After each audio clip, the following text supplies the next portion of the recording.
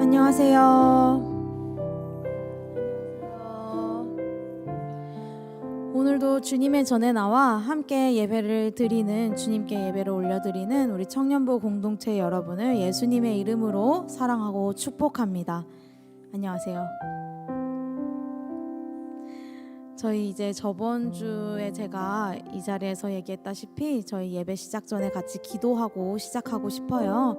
그래서 이제 주변에 같이 있다가 여기 예배당에 들어오실 때 함께 같이 들어와 주시면 좋을 것 같습니다. 우리 예배 시간 1시에 맞춰서 같이 기도하고 찬양 시작하고 싶습니다. 기도로 먼저 우리의 마음을 준비합시다. 예배를 시작하는 이 시간, 하나님 우리와 함께 하셔서 우리가 신령과 진정으로 예배할 수 있도록 도와주시고 주님을 전심으로 찬양하며 기뻐할 수 있도록 인도해 주세요. 우리의 마음에 상한 심령 가지고 주 앞에 나아옵니다. 주님이 예배를 통하여 홀로 영광 받아주세요. 우리 이렇게 주님께 기도합시다. 기도하시겠습니다. 사랑에 많으신 하나님 아버지 감사합니다. 오늘 이렇게 주님 전에 나와 저희들이 주님을 예배하기를 원합니다. 아버지, 저희들이 주님 앞에 예배를 찬양할 때에 하나님께서 부으시는 그 기쁨을 맛보할 수 있도록 인도하여 주시옵소서. 저희들의 입술을 열어 아버지 마음을 열어 주님을 찬양하기를 원합니다. 저희들의 마음을 두드려 주시고 닫힌 문을 아버지 열어주시고 아버지, 저희들 그 신령과 진정으로 예배드릴 수 있도록 성령 충만케 하여 주셔서 아버지 이 시간 온전히 주님만을 예배하고 찬양하는 시간 될 수 있도록 인도하여 주시옵소서. 그 이전에 무엇을 했든 이후에 무엇을 했든지 간에 아버지 이 시간은 온전히 주님만 높이기를 원합니다. 주님만 찬양하기를 원하고 주님의 말씀만 듣기를 원합니다. 아버지, 그렇게 찬양과 말씀 시간과 기도 시간 거쳐서 아버지 저희들 결단하고 저희의 삶의 자리로 나아가기를 원합니다. 아버지의 시간 온전히 주님만 높이기를 원하오니 아버지 함께하여 주시고 저희를 붙들어 주시옵소서. 저희를 붙들어 주시옵소서.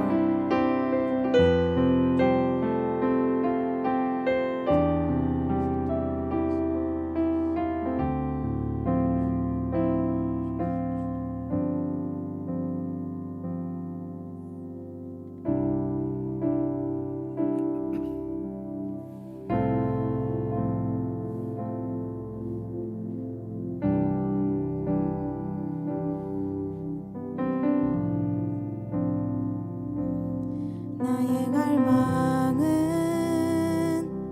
주께서 날 알듯 나도 주님을 온전히 아는 것. 나의 갈망은 주 날 사랑하듯 나도 주님을 사랑하는 것. 나의 갈망은 주께서 날 알듯 나도 주님을 온전히 아는 것. 나의 갈망은 주 날 사랑하듯 나도 주님을 사랑하는 것. 주 얼굴 보게 하소서. 주 더욱 알게 하소서. 주님의 눈에 비춰진 아름다운 보리. 주 모든 것 주셨으니 주 형상 닮기 위하여 나의 모든 것을 주님께 드립니다.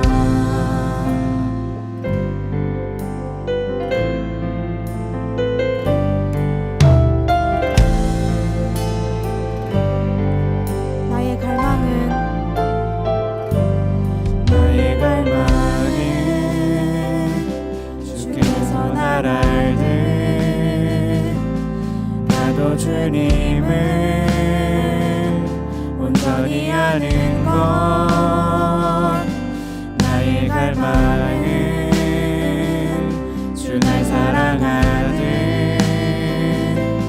나도 주님을 사랑하는 것. 주 얼굴 보게 하소서, 주 더욱 알게 하소서. 주님의 눈에 비춰진 아름다운 보리, 주 모든 것 주셨으니 주 형상 닮기 위하여 나의 모든 것을 주님께 드립니다.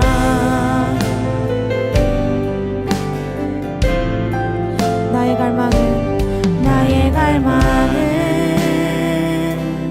내 모든 삶은 사랑의 제사로 주께 드리는 것,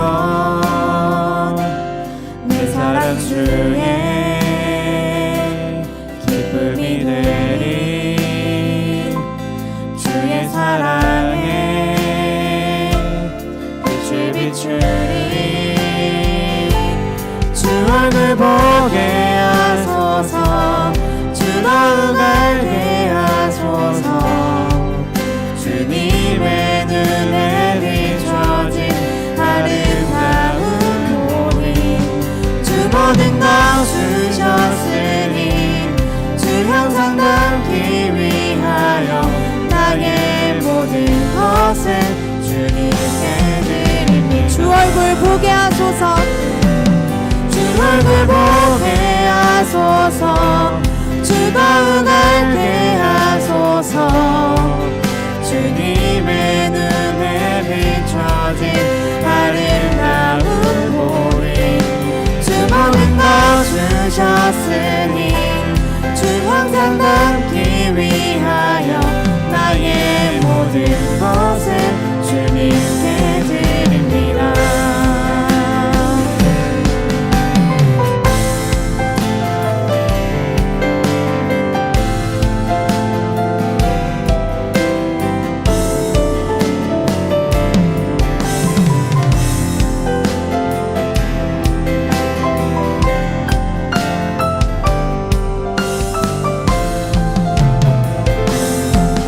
주 얼굴 보게 하소서, 주 얼굴 보게 하소서, 주 더욱 알게 하소서. 주님의 눈에 비춰진 아름다운 보리, 주 모든 것 주셨으니 주 형상 닮기 위하여 나의 모든 것을 주. 다시 한번 고백합시다.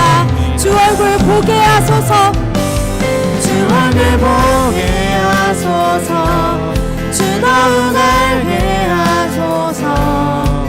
주님의 눈에 비춰진 아름다운 보리, 주 모든 것 주셨으니 주 형상 닮기 위하여 나의 모든 것을 주님께 드립니다.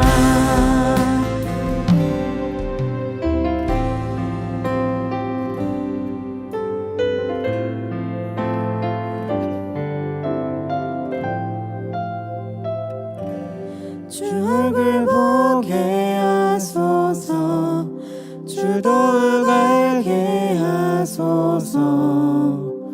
주님의 눈에 비춰진 아름다운 보리, 주 모든 것 주셨으니 주 형상 닮기 위하여 나의 모든 것을 주님께 드립니다.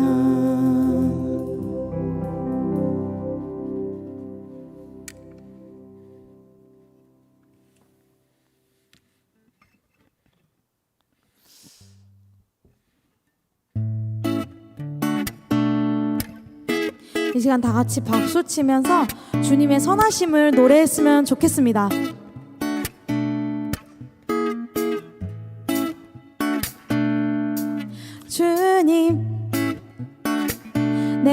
선하신 분 고와 같은 나를 구해 주의 자녀 삼아 주셨네. 주님 내게 선하신 분 내 과거를 던지시고 내 죄 세지 않으시네. 주님 주님 내게 선하신 분 보와 같은 나를 구해 주의 자녀 삼아 주셨네. 주님 내게 선하신 분 내 과거를 던지시고 내 죄 세지 않으시네. 선하신 분 선하신 분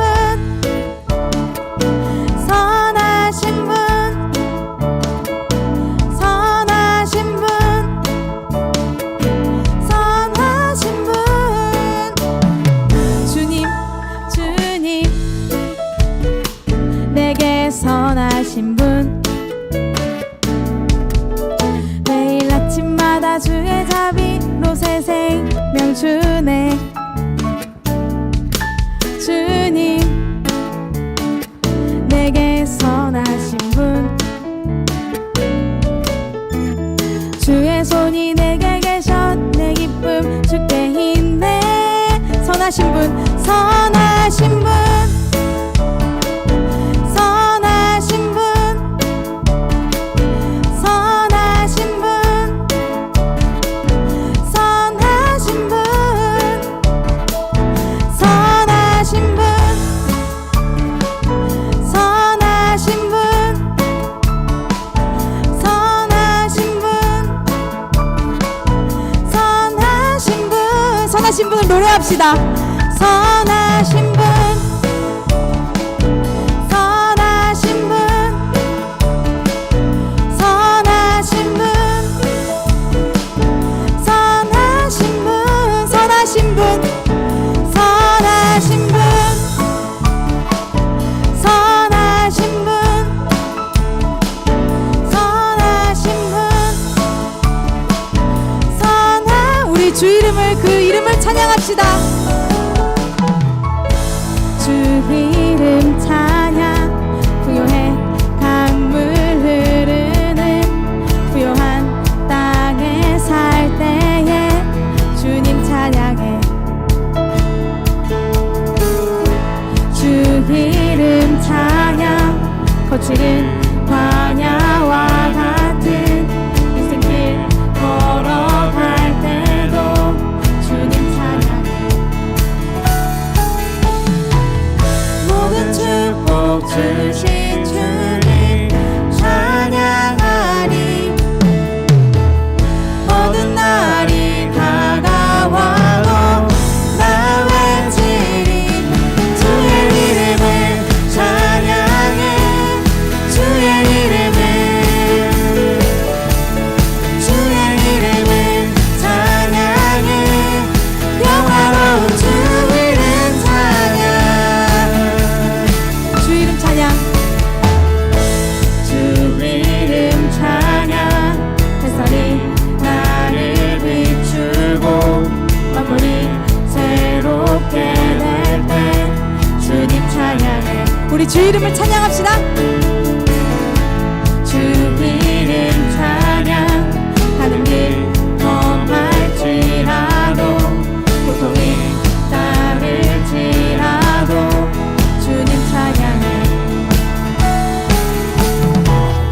모든 축복 주신 주님 찬양하리. 모든 날이 다가와도 나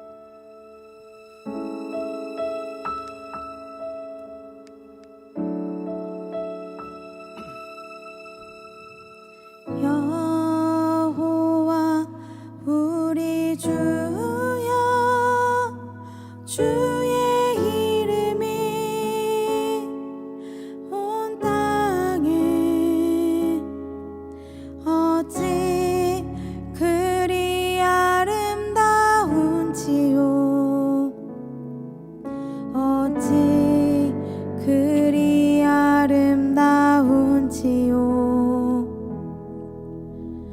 여호와 우리 주여, 주의 이름이 온 땅에 어찌 그리 아름다운지요. 어찌 그리 아름다운지요.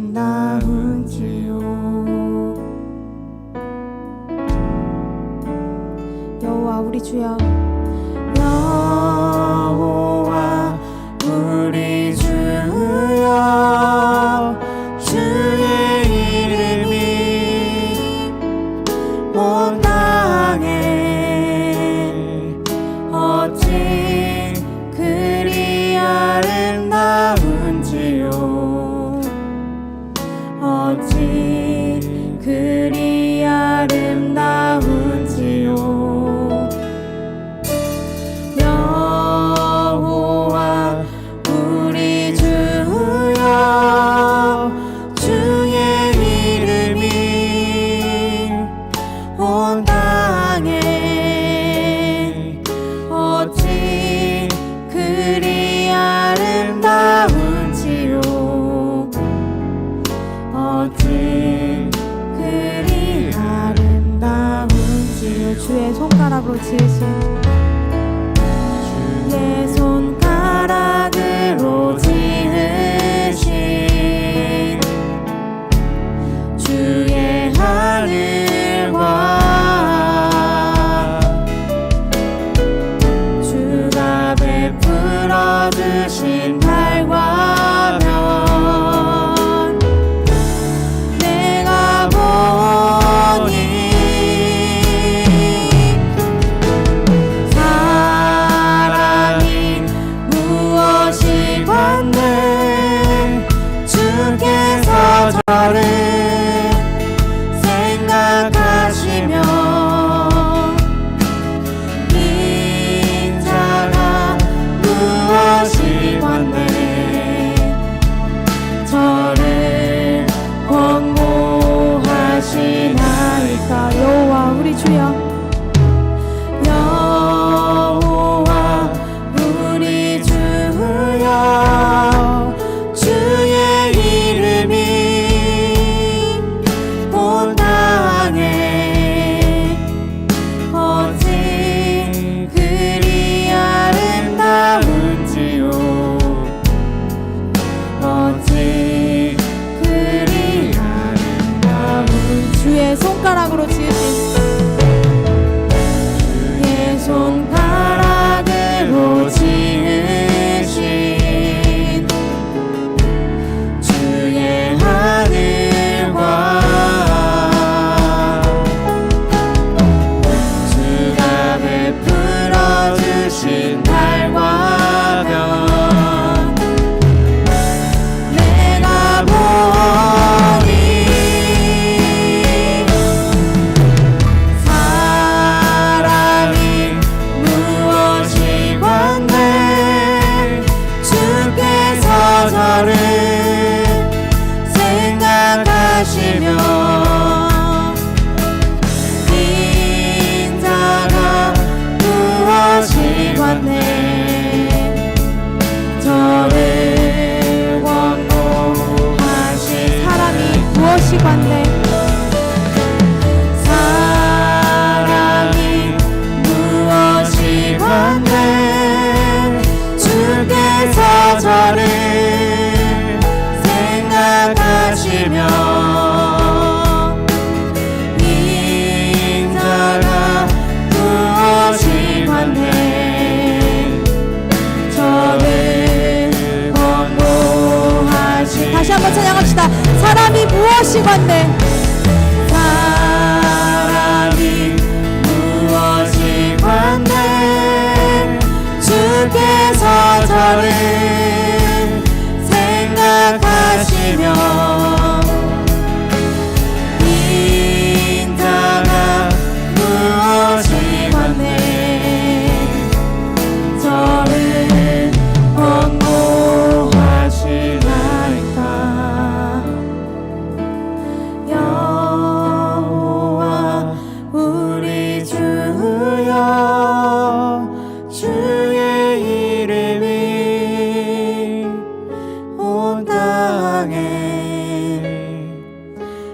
어찌 그리 아름다운지요. 어찌 그리 아름다운지요. 여호와 우리 주여, 여호와 우리 주여, 주의 이름이 온 땅에 어찌 그리 아름다운지요. 어찌 그리 아름다운지요.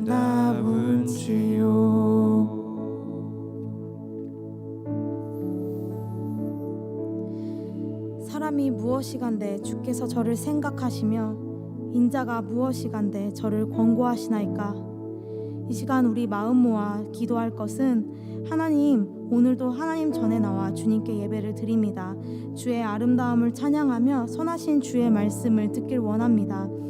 주님을 온전히 알길 원합니다. 주님, 저에게 말씀하여 주세요. 기도하시겠습니다.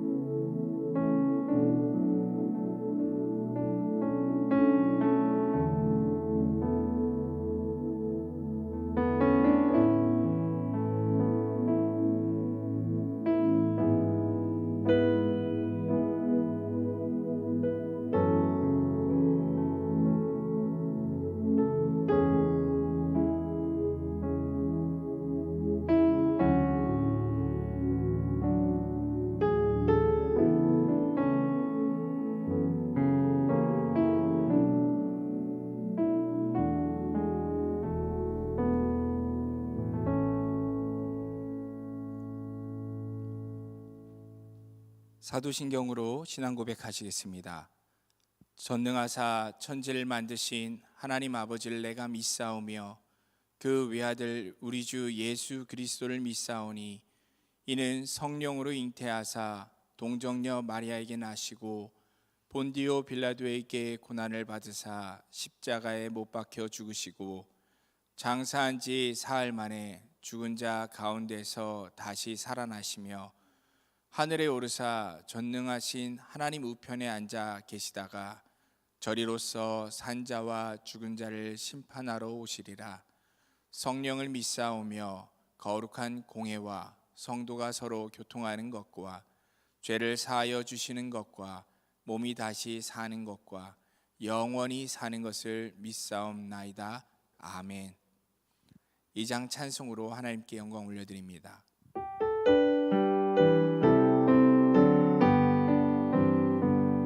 찬양 성부 성자 성령 성삼위일체께 영원 무궁하기까지 영광을 돌리세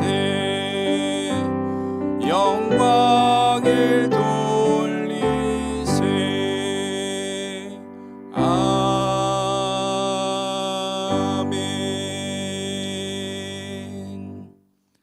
진태현 형제님 기도해 주시겠습니다.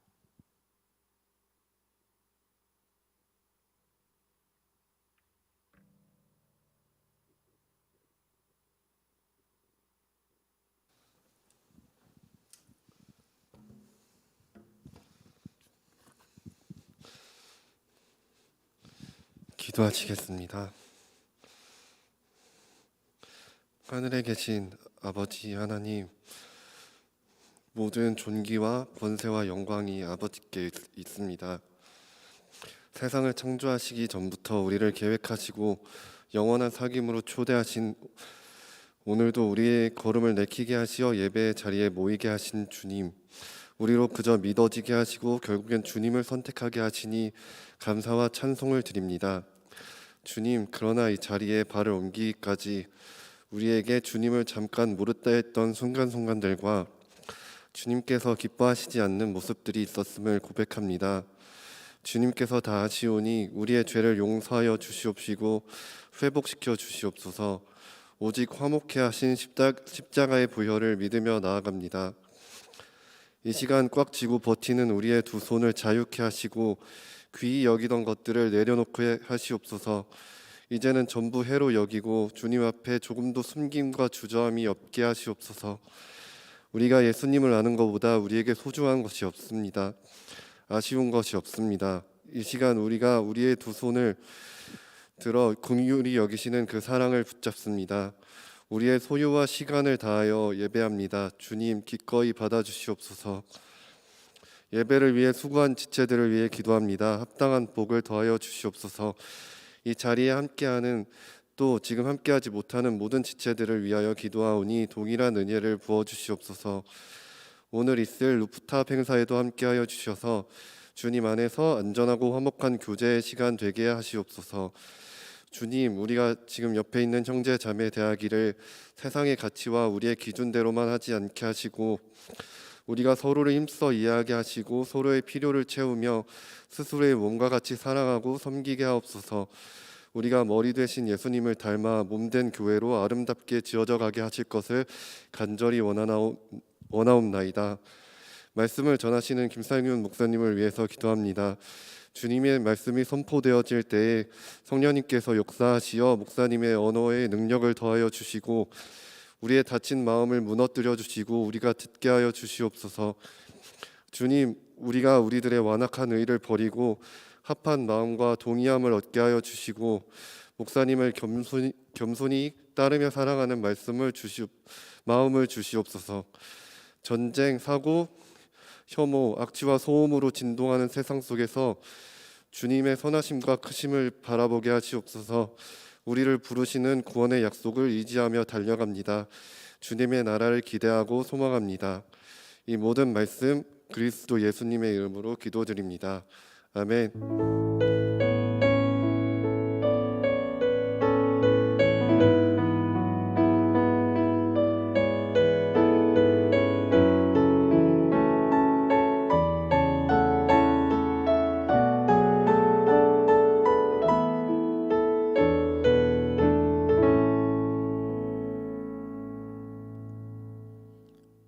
오늘 주시는 하나님 말씀은 마가복음 10장 17절로부터 22절까지의 말씀입니다. 우리 함께 자리에서 일어나셔서 하나님께서 주시는 말씀 교독함으로 함께 받도록 하겠습니다. 예수께서 길에 나가실새 한 사람이 달려와서 꿇어 앉아 묻자오되 선한 선생님이여 내가 무엇을 하여야 영생을 얻으리이까? 예수께서 이르시되 내가 어찌하여 나를 선하다 일컫느냐? 하나님 한 분 외에는 선한 이가 없느니라. 내가 계명을 안 하니 살인하지 말라, 간음하지 말라, 도둑질하지 말라, 거짓 증언하지 말라, 속여 빼앗지 말라, 내 부모를 공경하라 하였느니라. 그가 여짜오되 선생님이여 이것은 내가 어려서부터 다 지켰나이다. 예수께서 그를 보시고 사랑하사 이르시되 내게 아직도 한 가지 부족한 것이 있으니 가서 내게 있는 것을 다 팔아 가난한 자들에게 주라. 그리하면 하늘에서 보화가 내게 있으리라. 그리고 와서 나를 따르라 하시니 그 사람은 재물이 많은 고로 이 말씀을 인하여 슬픈 기색을 띠고 근심하며 가니라. 아멘. 이 말씀은 하나님께서 우리에게 주시는 말씀입니다. 자리에 앉으셔도 좋습니다. 지난밤에 가까운 이태원 그 골목의 길 위에서 수많은 젊은이들이 너무 허망하게 꽃다운 목숨을 잃었다는 소식을 들었습니다. 부디 우리 청년부 회원들 주변에는 그 일로 인해서 아픔을 겪는 분이 없으시기를 기도했습니다. 그리고 이 일로 인해서 또 상처받은 그러한 그 영혼들이 있다면은, 그러한 몸이 있다면은 유일한 길 되시고 또 생명 되시는 예수 그리스도께서 그 손 붙잡아 일으켜 주시는, 그래서 회복과 위로가 있기를 아울러서 우리 마음으로 함께 기도합니다. 오늘 말씀은 이제 마가복음 이제 시리즈 설교의 이제 세 번째입니다. 그날 아마 예수님과 이 본문 가운데 제자들은 길 가던 것을 멈추고 어떤 이의 집에 잠시 쉬었던 것 같습니다. 마가복음 10장 13절은 그때 상황을 사람들이 예수께서 만져주심을 바라고 어린 아이들을 데리고 오매 제자들이 꾸짖거늘이라고 기록하고 있습니다. 제자들은 어린 아이들이 예수님께 나오는 것을 왜 막았던 걸까요? 애들은 가라 하는 그런 식의 그 고압적인 자세로 왜 무안하게 만들었던 걸까요? 그건 분명히 제자들이 장차 예수님께서 세우실 그 하나님의 나라에는 어린아이와 같은 자가 어울리지 않는다라고 생각했기 때문일 것입니다. 예수님과 함께 지금 가고 있는 이 길을 따라서 예루살렘으로 가게 되면 곧장 오염되어진 그 성전을 정화하고 썩어빠진 종교 지도자들을 다 쳐내고 또 하나님의 그 택함받은 이 선민 유대인들을 유대 백성을 억압하는 악한 로마 제국도 다 밀어낼 수 있을 거라고 제자들은 상상했을 것입니다. 그래서 끝내 다시 다윗 왕의 그때와 같이 만군의 그 하나님의 힘과 영광을 온 세상 가운데 찬란하게 드러낼 수 있는 그런 혁명적인 새 나라가 만들어질 것이라고 그들은 꿈꾸었기 때문일 것입니다. 그런데 한 가지 걸리는 게 있죠. 예수님이 오시는 길에 계속 고난 받으실 거라는 겁니다. 그리고 장차 죽으실 거라는 거죠. 그리고 사흘 만에 다시 살아날 것이라는 그런 말씀을 하시는 게 찝찝하긴 하지만은 아무튼 그런 큰 일을 도모하는 이 여정에서 어린 아이들이 앞에서 알짱거리는 것을 제자들은 용납하기 어려웠을 것입니다. 그런데 예수님께서 보이신 반응은 전혀 그 제자들의 예상과는 달랐습니다. 14절과 16절 이 마가복음 10장에 14절부터 16절의 말씀을 같이 한번 읽어보도록 하겠습니다. 한번 자막 부탁드리고요. 예수께서 보시고 노하시어 이르되 어린 아이들이 내게 오는 것을 용납하고 금하지 말라. 하나님의 나라가 이런 자의 것이니라. 내가 진실로 너희에게 이르노니 누구든지 하나님의 나라를 어린아이와 같이 받들지 않는 자는 결단코 그곳에 들어가지 못하리라 하시고 그 어린 아이들을 안고 그들 위에 안수하시고 축복하시니라.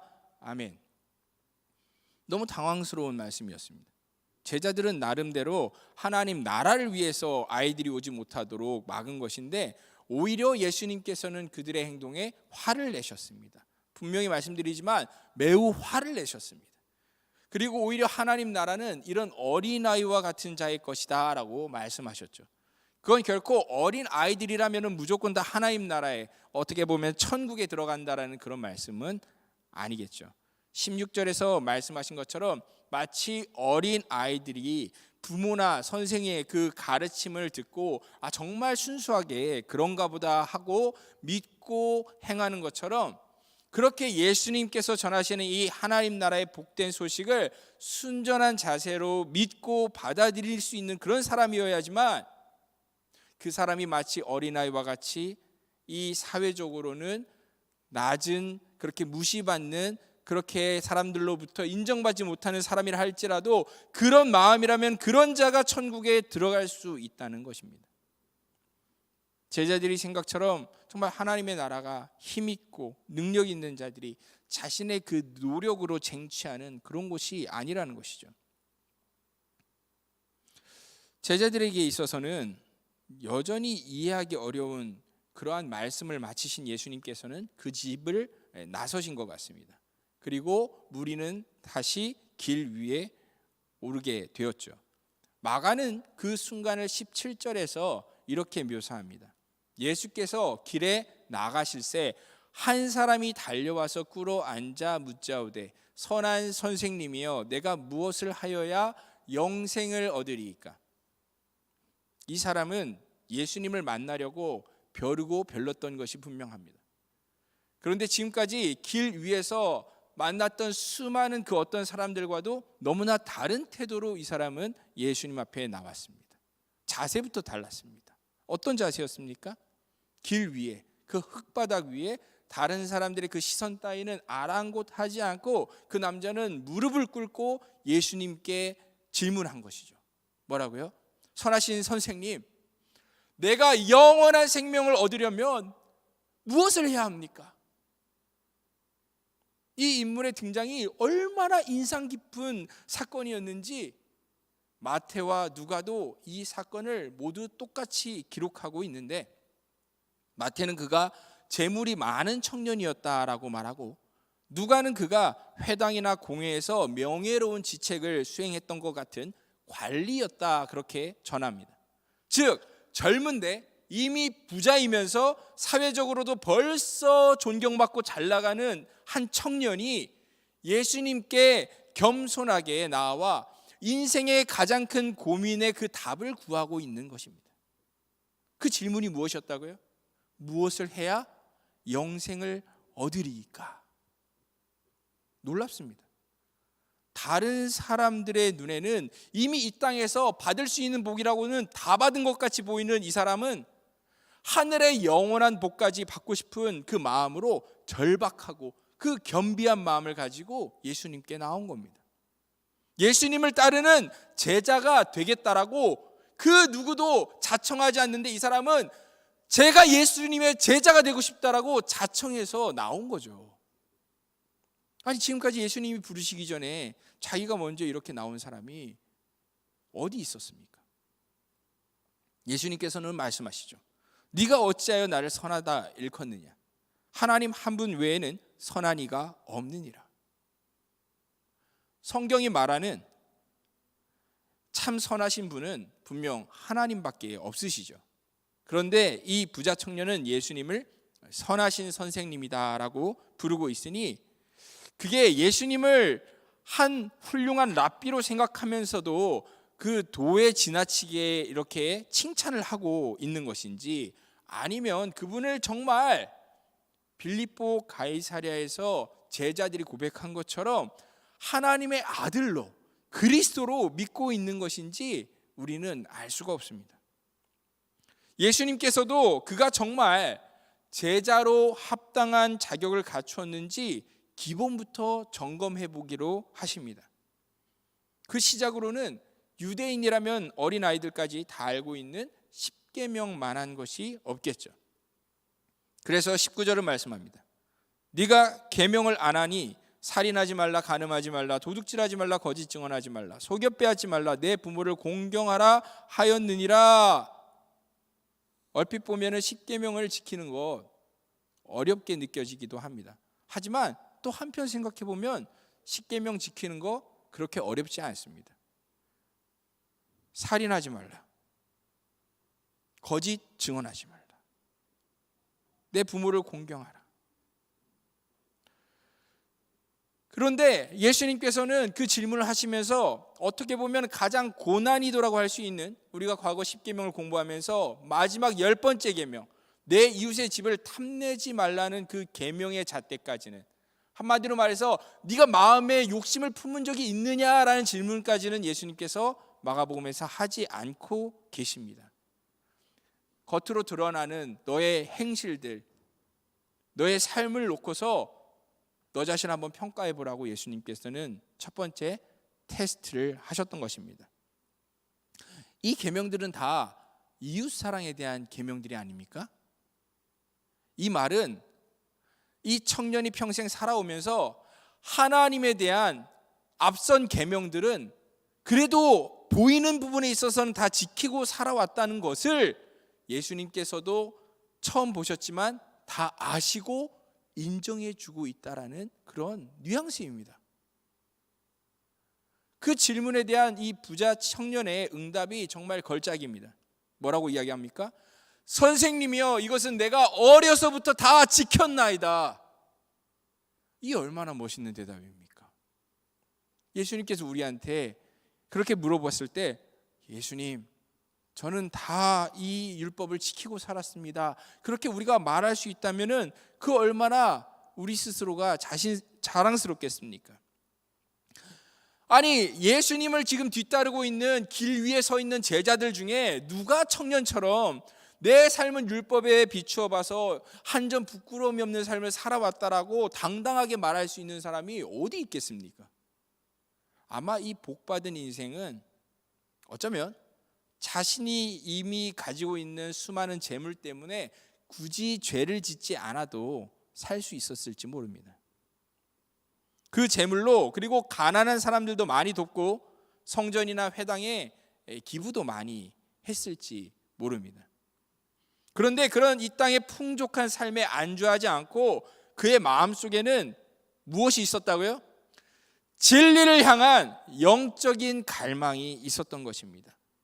정말 이 사람은 모든 것을 가진 사람처럼 보입니다. 소위 말해서 엄친아 중에 엄친아가 이런 사람이 없습니다. 아마 복음서 전체를 통틀어 봤을 때에도 사람들 눈에 드러난 것만 가지고 이야기하면 이 사람만큼 고결한 삶을 산 사람이 정말 몇 명이나 있을까, 저는 그런 의문이 생깁니다. 이런 우리의 추측을 확신으로 굳어지게끔 만드는 것이 바로 이어지는 예수님의 반응이죠.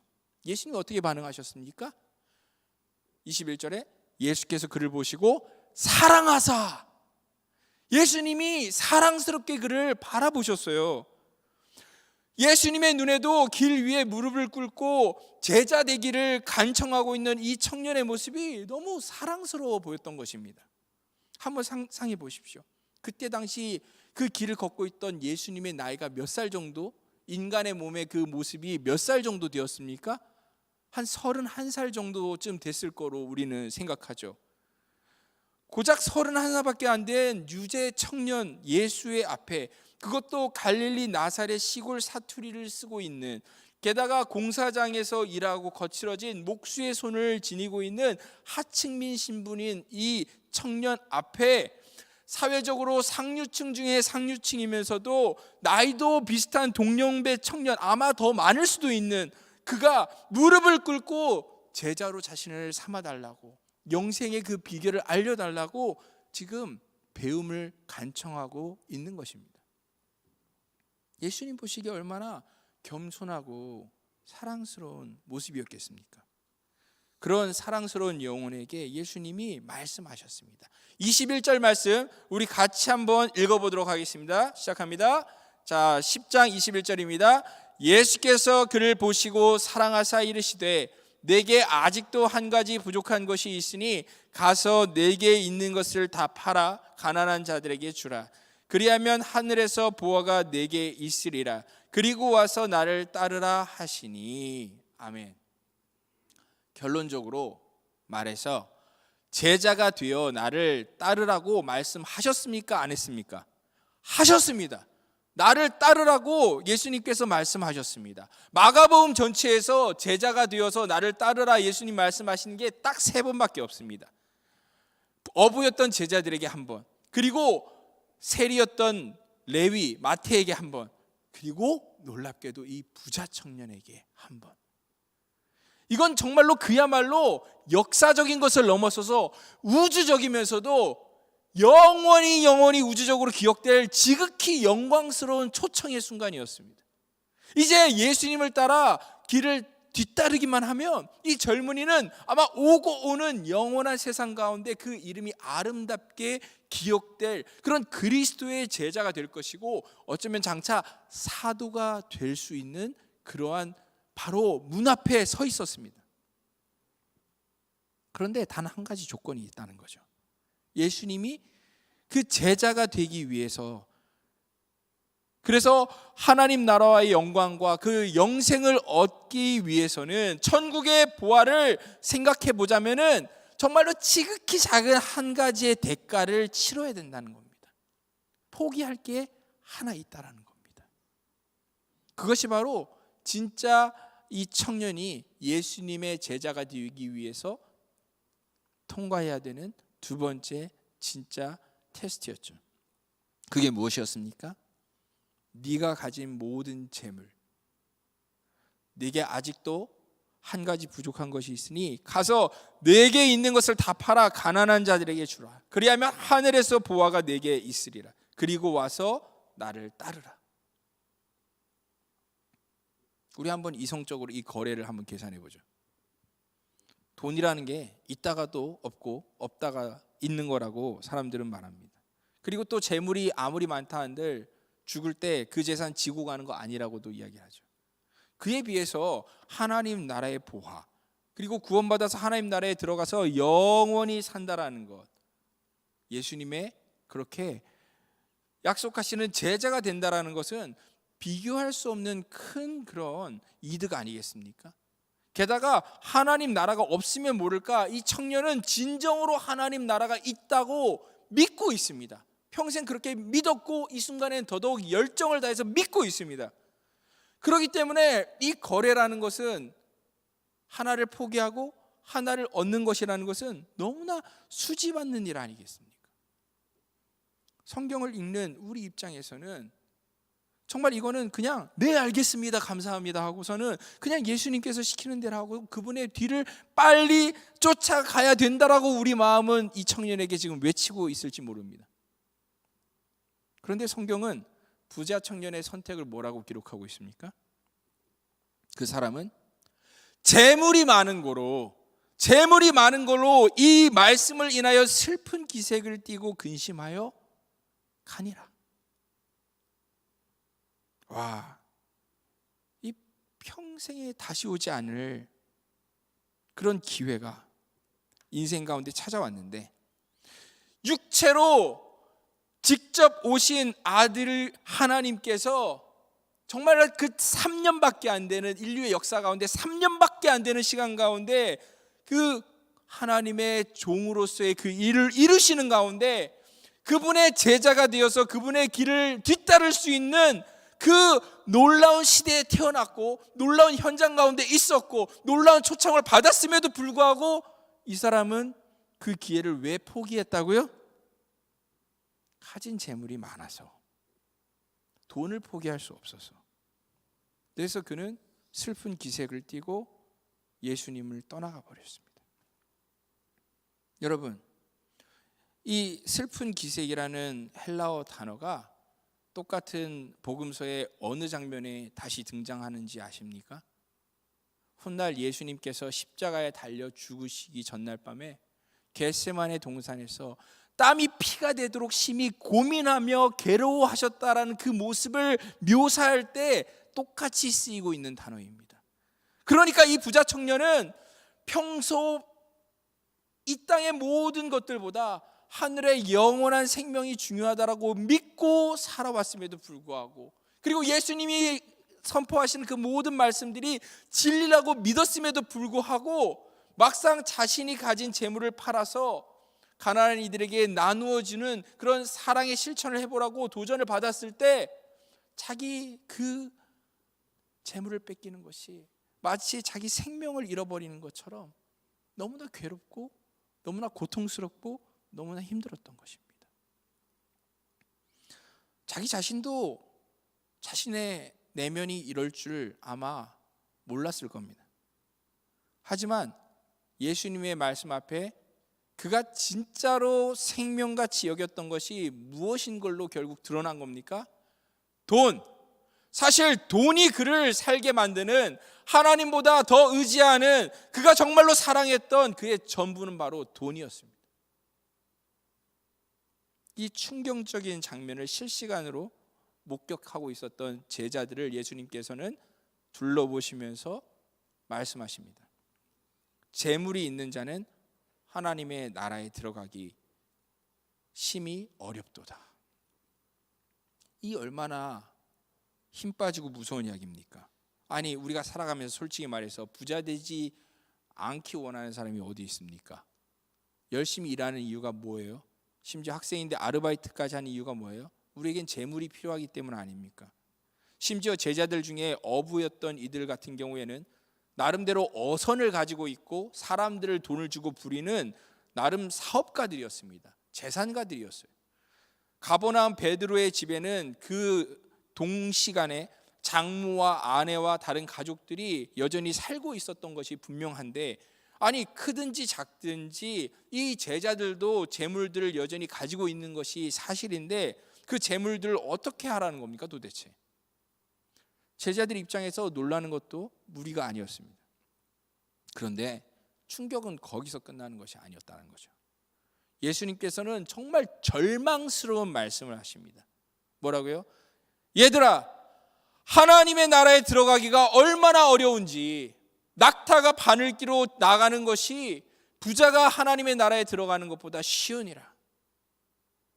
앞에 예수님의 그 말씀은 그냥 어렵구나 정도인데, 이 말씀을 듣는 순간 뭐가 됩니까? 불가능이 돼버립니다. 불가능. 꿈에서라도 코끼리가 바늘기에 들어가는 것은 불가능하다라는 그 격언 속에 말을 유대 땅의 가장 큰 동물인 낙타로 바꾸신 이 예수님의 비유대로라면은 재물을 많이 가지고 있는 부자는 천국에 못 들어가는 거죠. 거꾸로 말하면 뭐가 됩니까? 부자는 거의 다 지옥행이라는 겁니다. 이 얼마나 충격적인 말입니까? 당시 대부분 유대인들은 많은 재물이라는 것은, 그리고 부자가 된다는 것은 하나님이 복을 주신 것이 분명하다. 구약을 봐라. 정말 하나님의 사람들이 하나님으로부터 복받아서 많은 재물을 받았지 않았느냐, 다 그렇게 철석같이 믿어왔는데 말입니다. 그러니 제자들이 다 놀라서 수군거리는 겁니다. 그런즉 누가 도대체 구원을 받을 수가 있는가? 그러자 예수님께서 궁극적인 해답을 주시죠. 27절에 뭐라고 말씀하십니까? 사람으로는 할 수 없을 때 하나님으로는 그렇지 아니하니 하나님으로서는 다 하실 수 있느니라. 맞습니다. 우리는 믿죠.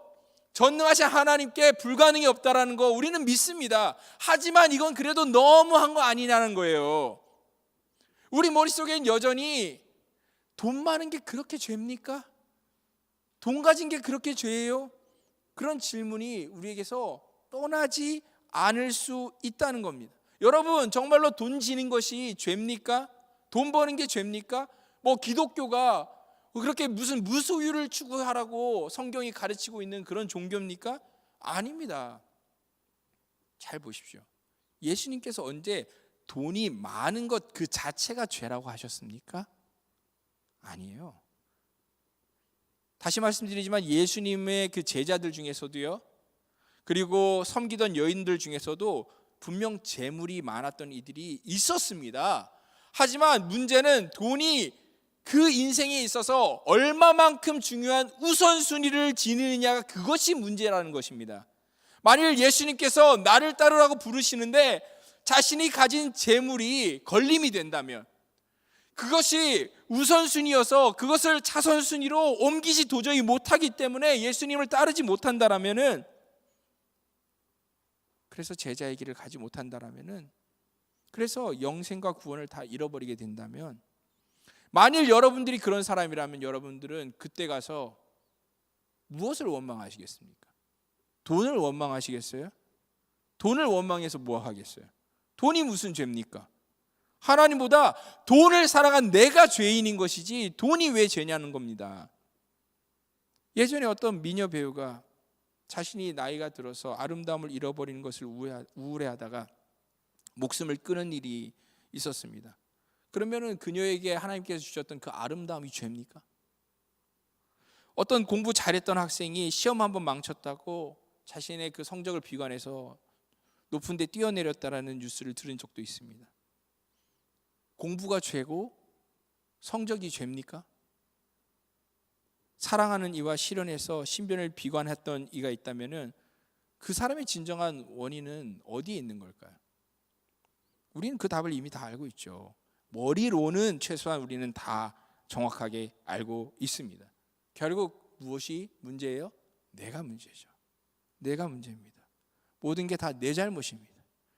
바로 내가 그 어떤 것을 하나님보다 더 죽고 못 살아 하고 있기 때문에, 하나님보다 그걸 정말로 더 의지하고 있기 때문에, 하나님이나 하나님 나라의 영원한 생명이 아니라 기껏해야 몇십 년 가지고 있다가 놓아버려야 되는 그 안개 같은 것들에 내 삶의 목적을 삼고 있기 때문에, 우리가 그래서 예수님을 뒤따르지 못하고 있다면은 결국에는 그 하나님 주신 선물이 결국에 우리에게서는 올무가 되고 우리에게 있어서 함정이 되어서 결국에는 진정한 생명이신 하나님을 놓치게 만드는 것이 되는 것입니다.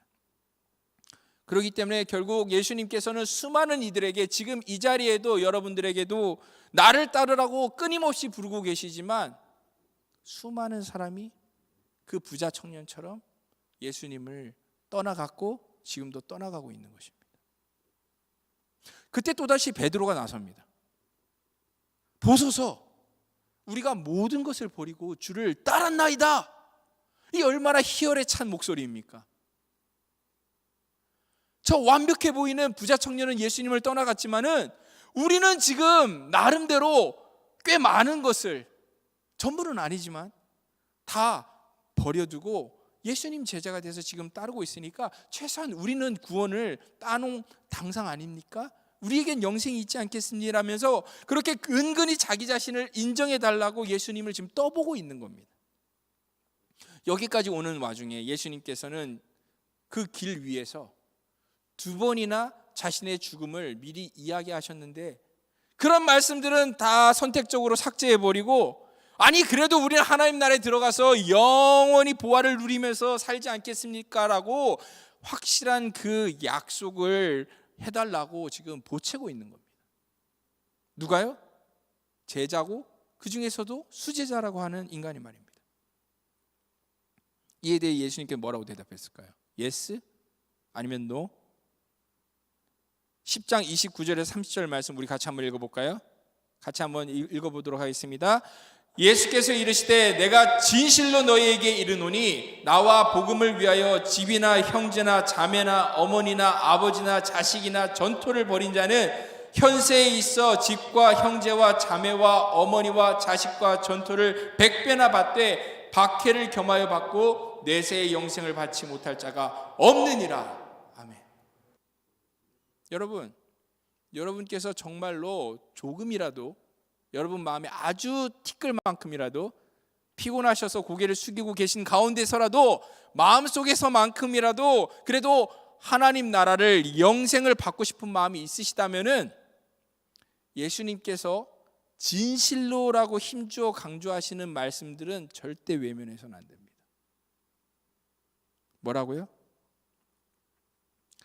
정말로 이 세상 죄를 위해서 십자가에 죽으시고 부활하신 예수님을 믿고, 그분을 믿기 때문에 구주가 되신 예수님의 제자가 되어서 나의 십자가를 지고 고난과 박해라도 각오하고 그것을 분명하게 마음속으로 계산하고 결단하고 그분을 따르는 삶, 주님께서 앞서가신 그 길을 따르기 위해서라면은 무엇이든지 내가 소중하게 여기는 것, 내가 지금까지 정말로 내 인생에 생명같이 여기는 것이 있다 할지라도 그것을 얼마든지 버릴 것을 각오하고 그 각오를 입만이 아닌 실제 실천으로 보이는 삶,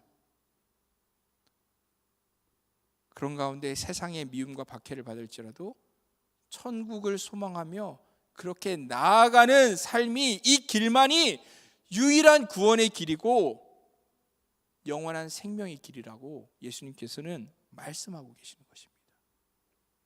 여러분은 이것을 믿으십니까? 믿으십니까? 여기에 영생이 달려 있습니다. 이걸 믿으셔야 합니다. 피해갈 길이 없습니다. 만약에 이 사실을 여러분들이 믿는데, 머리론 믿는데 행함으로 예수님 앞에서 증명하지 않는다면, 그래서 부자 청년처럼 예수님의 말씀을 믿는다고는 하지만 마음으로 감동도 받아서도 무릎도 꿇고 눈물도 흘리지만 결국 내 삶의 가장 소중한 것을 포기하지는 못해서 예수님의 제자로 살기는 거절한다면 아무리 평생 교회를 다녀도 소용없습니다. 부자 청년은 회당을 위해서 평생 율법을 안 지켰습니까? 평생 여러분들이 선한 일을 하는 거 다 필요 없습니다. 그저 그런 삶은 부자 청년 같은 비참한 인생이 될 뿐입니다. 너무 가혹하다고 생각될 수 있죠. 제가 생각해도 예수님의 제자로 산다는 것이 너무 힘들고 어렵게 보입니다. 그래서 이런 제자의 길을 요구하시는 예수님께 저도 가끔씩은 예수님 정말 이 순간은 정말 이제 저도 힘들다고, 정말로 이건 정말 제가 극복할 수 있을까요? 정말 하나님께 그렇게 따지고 그렇게 물었던 순간들도 셀 수 없이 많았던 것 같습니다. 하지만 한번 잘 생각해 보십시오. 참 인간으로 이 땅을 사셨던 우리 예수님께서 자신이 지지 않은 십자가를 우리에게만 지라고 하시는 그런 분이십니까? 그분은 아무것도 포기한 적이 없는데 우리에게만 소중한 것을 포기하라고 그렇게 말씀하시는 분이냐는 겁니다. 아닙니다. 우리 예수님 그런 분 아니시죠. 사도 바울은 빌립보서 2장 가운데 도대체 예수님이 어떤 분이신지, 무엇을 포기하신 분이셨는지를 말하고 있습니다. 5절부터 8절 말씀 같이 한번 읽어볼까요? 너희 안에 이 마음을 품으라. 곧 그리스도 예수의 마음이니 그는 근본 하나님의 본체시나 하나님과 동등됨을 취할 것으로 여기지 아니하시고 오히려 자기를 비워 종의 형체를 가지사 사람들과 같이 되셨고 사람의 모양으로 나타나사 자기를 낮추시고 죽기까지 복종하셨으니 곧 십자가에 죽으심이라. 아멘. 그 부자 청년은 자기가 가진 것을 포기하지 못해서 예수님을 떠나갔지만 우리를 위해서 모든 것을 포기하신 진짜 부유했던 청년이 있습니다. 누구세요? 예수님. 여러분, 예수님이야말로 하늘 아버지와 동등하신 아들 하나님이시고 하늘의 모든 권세와 영광과 존귀와 모든 부유하신 것들을 가지신 영광에 주셨는데 그런 분이 모든 것을 포기하셨잖아요. 생명이 없는 가난한 자들에게 그 자신이 가지신 모든 것을 나누어 주시기 위해서 자신이 모든 것을 먼저 앞서서 포기하셨잖아요. 모든 것을 버리고 이 낮고 낮은 땅 위에 작은 아기의 몸으로 오셨습니다. 힘없고 가난한 가정 가운데 태어나셔서 죄인들 가운데 서로 부딪히면서 사시고 그러면서 모든 불의와 그런 죄악의 고통을 받으시면서도 율법을 그 의를 온전히 이루는 삶을 사셨습니다. 그런 가운데서 예수님께서는 죄인들의 그 발까지 씻기는 겸손한 종의 삶을 본보이셨습니다. 그렇게 이미 모든 것을 버린 아들에게 하나님 아버지께서는 무엇까지 포기하라고 그 아들에게 명령하셨어요? 너의 생명까지도 바치라고, 너의 생명까지 포기하라고 하늘 아버지께서는 명령하셨는데 너의 물과 피까지도 몸에 있는 모든 것까지도 다 쏟아내라고 그렇게 하늘 아버지께서는 명령하셨을 때 그것이 예수님께도 쉬운 일은 아니었습니다. 30대 초반에 완전한 인간이었던 그 예수님께도 그것은 쉽지 않은 일이었기 때문에 그 부자 청년 이상으로 땀이 피가 되도록 겟세마네 동산에서 엎드려 이 잔을 지나갈 수 있으면 지나가게 해달라고, 하지만 내 뜻대로 하지 마옵시고 아버지의 뜻대로 해달라고 그렇게 예수님께서는 자기를 낮추시고 죽기까지 복종시켰습니다. 부자 청년뿐만이 아니죠. 훗날 모든 제자들이 다 십자가 지기를 거부하고 예수님을 다 떠나버립니다. 주님은 자신의 모든 것, 천하보다 더 그 귀한 생명까지도 그런데 그들을 위해서 버리셨죠. 십자가에서. 왜요? 바로 우리 이 죄인들에게, 나에게 영생을 주시기 위해서 말입니다. 그러기에 빌립보서 2장 9절부터 11절은 이렇게 선언합니다. 함께 같이 한번 또 고백해 보겠습니다. 이러므로 하나님이 그를 지극히 높여 모든 이름 위에 뛰어난 이름을 주사 하늘에 있는 자들과 땅에 있는 자들과 땅 아래에 있는 자들로 모든 무릎을 예수의 이름에 꿇게 하시고 모든 입으로 예수 그리스도를 주라 시인하여 하나님 아버지께 영광을 돌리게 하셨느니라. 아멘. 모든 것을 버리고 죽기까지 순종함의 본을 보이신 진정한 부자 청년 예수님을 하늘 아버지께서는 늘 뒤따르기를, 그 길을 따라가기를 주저하는 우리들에게 영광의 본으로 높여 보이셨습니다. 이 놀라운 일, 결국 사도 바울이 고린도후서 8장 9절 가운데 우리 주 예수 그리스도의 은혜를 너희가 알거니와 부유하신 이로써 너희를 위하여 가난하게 되심은 그의 가난함으로 말미암아 너희를 부유하게 하려 하심이라 말했던 그 비밀을 우리에게 그 삶으로 예수님께서는 보이셨던 것입니다. 그렇습니다. 모든 것을 버리는 그 길의 끝에만 하나님 나라의 영생이 있고 하늘 보아의 소망이 있는 것입니다. 그것을 예수님께서는 우리에게 먼저 보이셨습니다. 우리를 위해서 먼저 모든 것을 버리셨고 그 길을 가신 것이죠. 그런 우리들에게 예수님께서는 뭐라고 또 부르십니까? 나를 따르라고 지금 초청하고 계시는 겁니다. 사랑하는 형제자매 여러분, 저는 여러분들에게 이 질문을 다시 한번 우리가 이 질문이 있기 때문에 여러분들께서 정말 교회에 나오시고 바로 예배 이 자리에 이렇게 자리하고 계신다라고 저는 믿습니다. 무슨 질문이요? 여러분들께는 하나님을 향하여서 이 질문이 있죠. 무엇을 하여야 영생을 얻으리이까? 여러분들에게는 그 질문이 마음속에 있습니다. 맞습니다. 그렇지 않습니까? 하지만 답이 너무나 생각보다 단순하다는 것을 여러분들이 더 잘 아시리라고 믿습니다.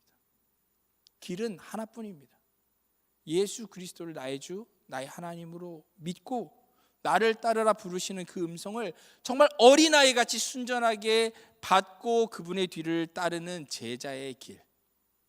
예수님을 따르는데 조금이라도 걸림이 되는 것이 있다면은, 그렇게 내 마음속에 하나님보다 더 사랑하는 것이 있다면은, 내가 이 땅에서 그것을 생명같이 여긴다 할지라도 예수님께서 그것을 빛을 비추어 지적을 해주시기만 한다면은 언제라도 그것을 버리는 영생의 삶, 그리고 주님 달리신 그 십자가에 나도 못 박아 죽이고 내 안에 오직 예수 그리스도께서 사시는 그 십자가의 길, 그 길로 같이 가기를 원합니다. 그리고 그 길의 끝에 갔을 때 우리가 다 함께 있기를 저는 정말 간절히 소망합니다. 함께 기도하겠습니다. 우리 찬양하며 기도할 때에 우리가 가지고 있는 모든 것들을 이 시간, 이 찬양 가운데, 기도 가운데 더듬어 봤으면 좋겠습니다. 예수님께서 나에게 보여주시는, 정말 내가 예수님보다 사랑하기 때문에 예수님의 그 제자로 뒤따르지 못하게 되는, 예수님이 주신 그 선물이지만 내 인생에 있어서는 영적인 걸림돌이 되고 있는 것이 무엇인지 우리가 한번 우리의 마음을 더듬어 봤으면 좋겠습니다. 그러면서 그것을 우리 주님 앞에서 내려놓겠다 결단하고, 실제로 이 예배당을 나가실 때에는 부자 청년처럼 돌이키지 마시고 정말 예수님을 뒤따라서 홀가분하게 그 걸음을 쫓아 나아갔으면 좋겠습니다. 우리 함께 이 시간 찬양하겠습니다. 내가 주인 삼은 모든 것 내려놓고, 내가 주인 삼은 모든 것 내려놓고 내 주 되신 주 앞에 나가 내가 사랑했던 모든 것 내려놓고 주님만 사랑해. 내가 주인 삼은 주인 삼은 모든 것 내려놓고 내 주 되신 주 앞에 나가 내가 사랑했던 모든 것 내려놓고 주님만 사랑해. 주 사랑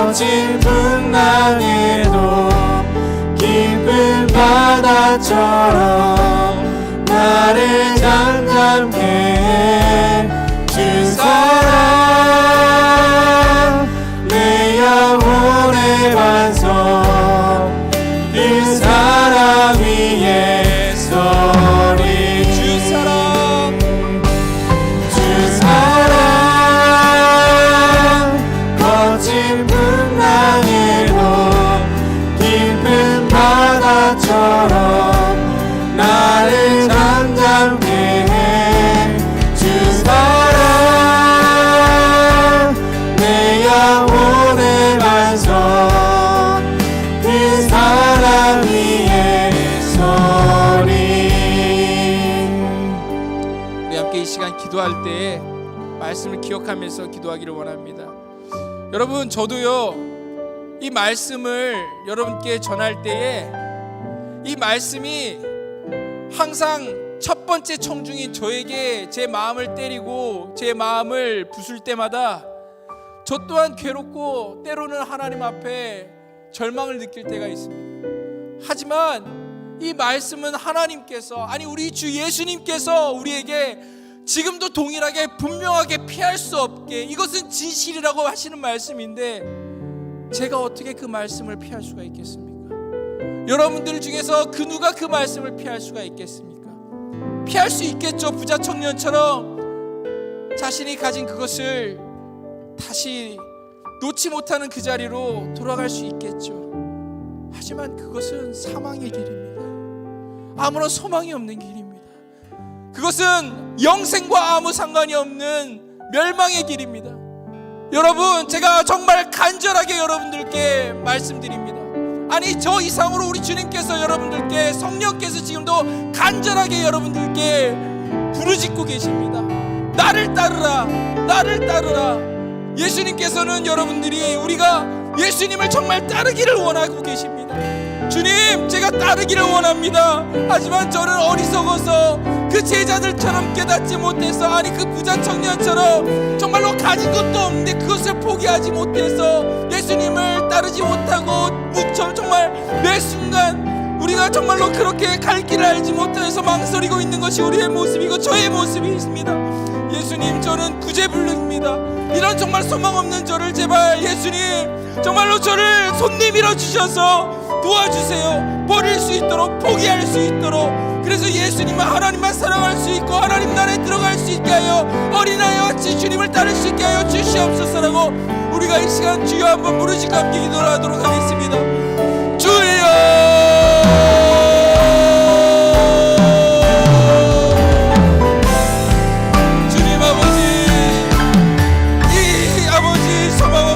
무엇이가 있네 저를 기억하여 주시고, 아버지의 인자가 무엇이가 있네 아버지 저를 아버지 권념하여 주셔서 아버지 저의 이름을 불러주시고 우리 이름을 불러주셔서 나를 따르라 주님께서 말씀하시는지요.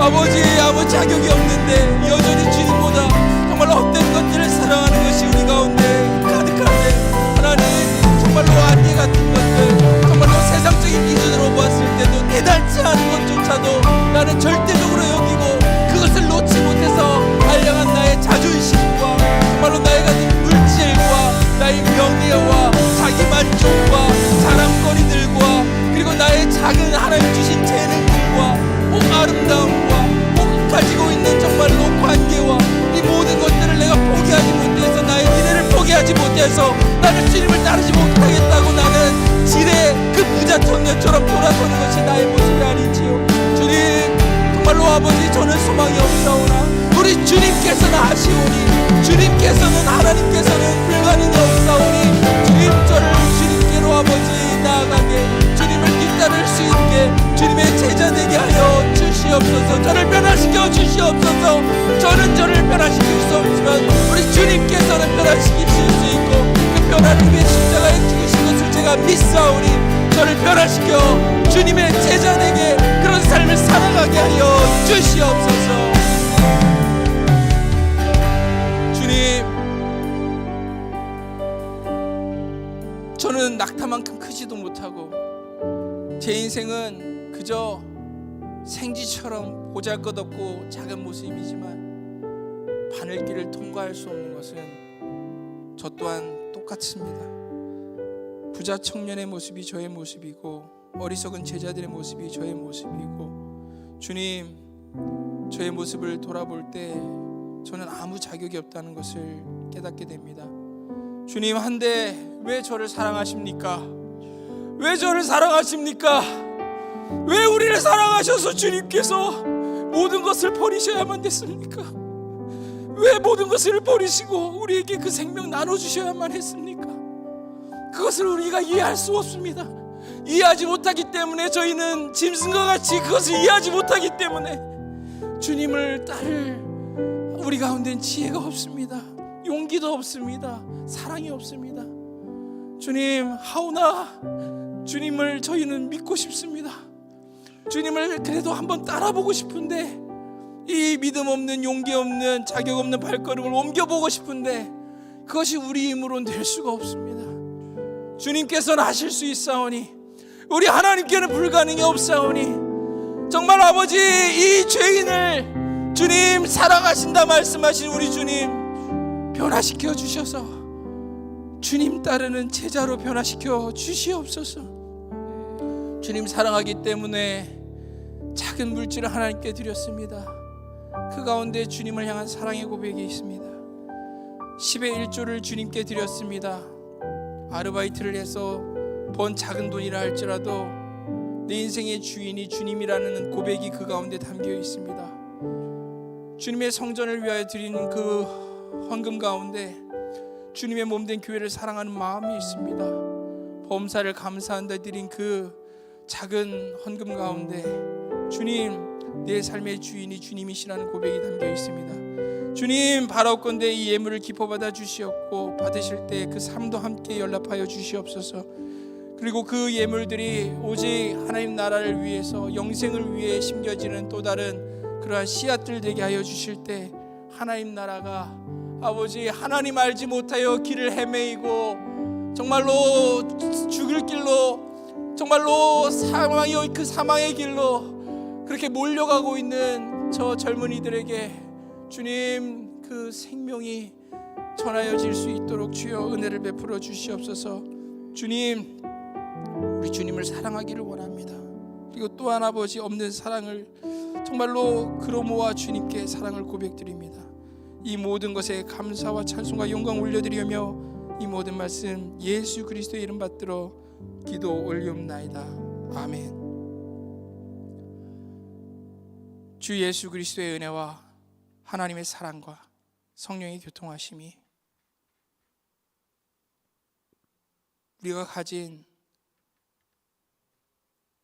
모든 것을 다 버리고 주님의 제자가 되기를 소원하는 믿음이 작은 모든 주님의 권속들에게와 그 부르심을 알지 못해서 저 길에서 헤매고 있는 주님이 찾으시는 영혼들에게 그 제자 되게 하시고 하나님 나라로 들어가게 하시고 영생을 얻게 하시는 놀라운 십자가의 그 은혜가 이제로부터 영원까지 함께 있을지어다. 아멘.